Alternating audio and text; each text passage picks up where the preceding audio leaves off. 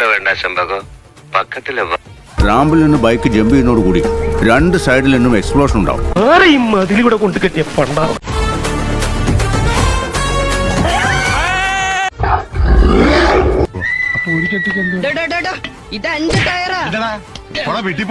എവിടെയോ എന്തോ ഒരു തകരാറ് പോലെ. സ്വാമിയെ നിന്നെ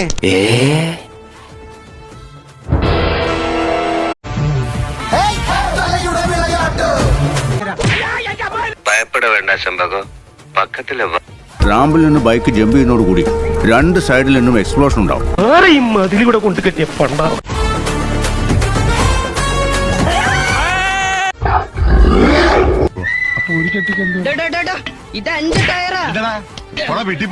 എവിടെയോ എന്തോ ഒരു തകരാറ് പോലെ.